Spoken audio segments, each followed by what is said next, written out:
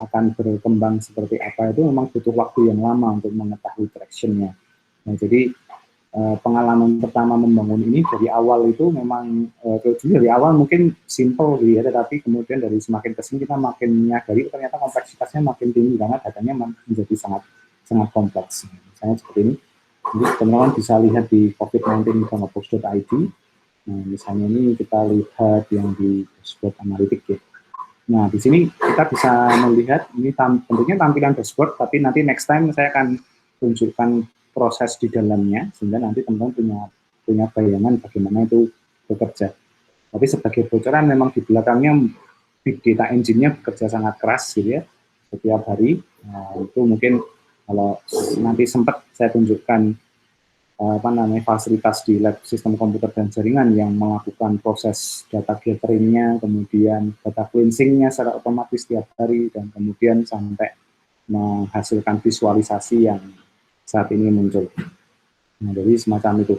Jadi cukup repot dan cukup menantang. Nah, ini sore ini data agregat nasionalnya masih ongoing, tapi kita bisa lihat misalnya ini kita coba menampilkan tujuannya sebenarnya simpel. Ini problematika yang ada di data COVID Indonesia itu kan kita butuh data yang valid, kemudian bisa kalau pendekatannya hanya menampilkan data apa adanya saat ini, mungkin sudah ada ya dari pemerintah, tapi yang menampilkan data secara 360 derajat, menggrab dari seluruh provinsi menjadi satu, itu belum kelihatan. Nah, ini yang kita coba solve ya, kita coba solve. Nah, kemudian ini data geodesik-nya sudah muncul semacam ini, traction dari masing-masing kita bagi menjadi per pulau karena itu menunjukkan aktivitas ya, mobilisasi massa dan seterusnya.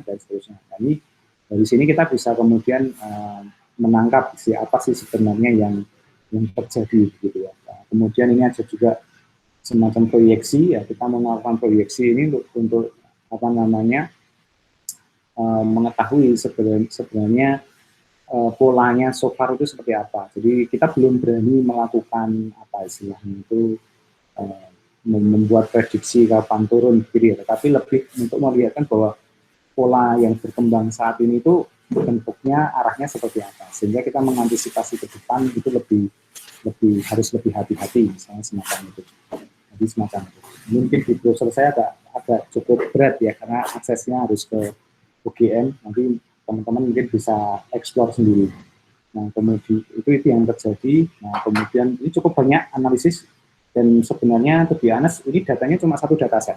Jadi juga bisa dibayangkan dari satu dataset karena kita melihatnya 360 derajat, maka kita bisa menghasilkan analitiknya itu berbagai macam variasi. Yang itu setiap variasi itu pengen menghasilkan suatu problem resolution spesifik ya, jadi semacam itu. Jadi kalau yang interpolasi dan eksponensial itu adalah untuk menunjukkan pola yang terjadi atau pattern problemnya diperlihatkan tadi ya. Nah, kemudian kalau yang peta persebaran atau tadi yang per provinsi untuk tadi yang bertautan. Bahwa kita ingin menunjukkan bahwa kalau satu daerah itu ada dalam satu lokasi, ya memang dia resikonya sama. Jadi ada efek saling memantik ya, di semacam itu dan seterusnya. Nah, kemudian yang terakhir kemarin ini baru saja rilis di minggu lalu, kita khusus kasus di Yogyakarta itu tentang situation dashboard. Jadi ini hasil diskusi dengan beberapa komunitas dan beberapa stakeholder gitu. Nah, ternyata kebutuhannya adalah untuk menampilkan data yang lebih lebih real time dan menampilkan situasi pada saat ini. Jadi, ini contohnya, jadi ada perkembangan kasusnya, kemudian nanti juga ini yang lagi urgent, yang lagi heboh karena kasusnya cukup banyak. Nah, kebutuhan akan pasien yang harus dirujuk, yang keterbatasan rumah sakit itu menjadi sangat urgent untuk ditampilkan. Artinya kita membuatkan dashboard dengan model yang seperti ini. Jadi, nah ini contoh-contoh ya. Jadi bagaimana, dan ini orientasinya dalam setiap halaman, misalnya begitu, setiap page yang ditampilkan itu untuk menyelesaikan problem khusus ya. Jadi lebih ke situ. Jadi ini sebagai salah satu cara ya, jadi untuk menyelesaikan suatu permasalahan. Nah ini sebagai contoh saja, jadi gitu. Nah, ini pendekatannya sudah masuk ke data science. Jadi simple, bentuk prototipenya mungkin seperti dashboard semata, tapi cara bermainnya sudah tadi ya, problem based solutionnya yang istilahnya itu ditonjolkan. Nah, harapannya dengan cara semacam ini nanti memudahkan kita untuk istilahnya itu merespon situasi terkini dari suatu case atau problem tertentu. Nah, ini yang menjadi penting ya dari semacam. Nah, nanti next akan saya jelaskan masing-masing ini seperti tadi ya, agak lama memang, jadi kalau ada yang menyebut itu baru second wave atau tapi kalau kita udah ikut third wave ya, jadi first wave itu kan asal muasalnya kemudian ketika di atas garis proyeksi maka dia sudah garis pola maka dia sudah second wave. Nah ini karena sudah ada di masih naik tapi di bawah garis trennya. Nah, ini yang menjadi yang kita agak bahaya ketika prediksinya eksponensial ini mulai menunjukkan eksponensial move yang sangat dominan gitu ya. Jadi ini harus berhati-hati juga. Nah ini sebagai salah satu contoh ya bagaimana penerapan data science di suatu case tertentu. Nah sebenarnya saya juga punya tapi ini saya nggak tahu apakah masih hidup enggak ya. Dulu dengan beberapa rekan dosen di departemen kita membuat namanya inisiasi namanya ukara.ai. Nah ini sama, ini data science menggunakan deep learning untuk membantu Kemdikbud melakukan assessment atau profiling terhadap ujian nasional. Jadi biasanya kan kalau ujian nasional itu kan digunakan untuk mengukur ya siswa itu nilainya berapa untuk lulus. Tapi sebenarnya dengan kita melihat gaya bahasa kemudian apa yang dijawab oleh siswa itu bisa merefleksikan kualitas pendidikan. Itu ingin disampaikan.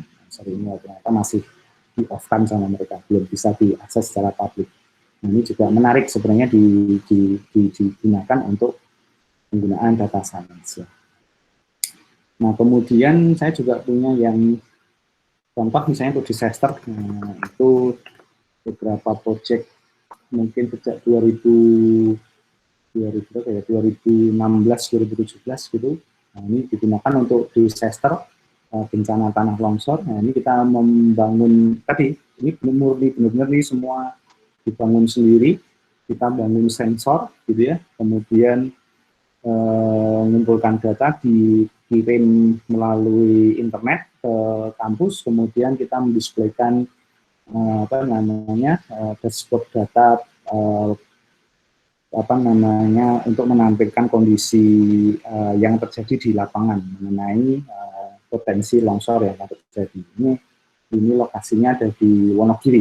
Sampai sekarang masih hidup, tapi sayangnya device-nya sekarang tidak berjalan karena masa pandemi, jadi kita belum bisa mobilisasi sehingga tidak bisa mengecek gitu ya. Tapi ini menarik gitu. Ini project yang sudah jalan hampir 3 tahun. Jadi kita punya data real time sensor itu cukup banyak sekarang.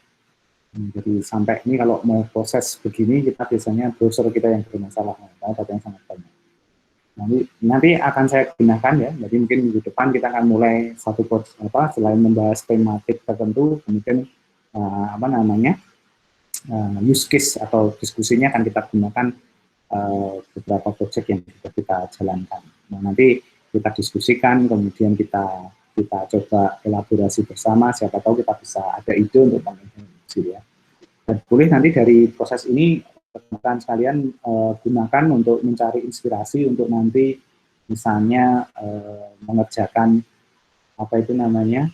tesisnya ya, mengambil salah satu tema tesis yang ingin diambil. Jadi saya berharap nanti tema tesisnya itu tidak hanya sekedar mengimplementasikan algoritma tertentu untuk mencapai akurasi yang lebih baik misalnya gitu. Itu kalau saya uji tesis itu agak bosan sebenarnya gitu.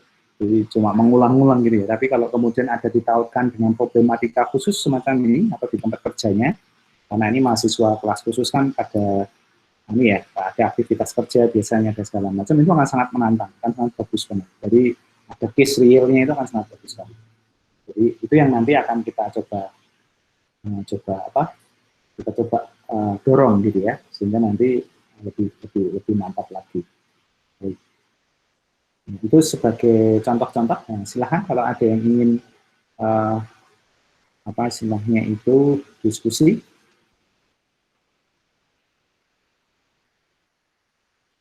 Saya persilahkan.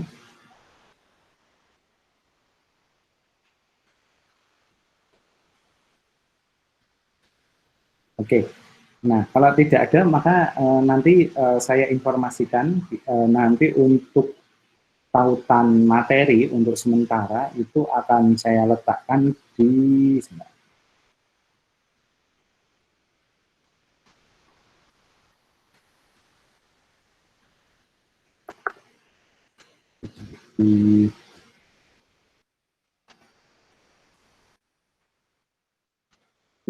website tadi ya, yang di cloud.wgugmscid.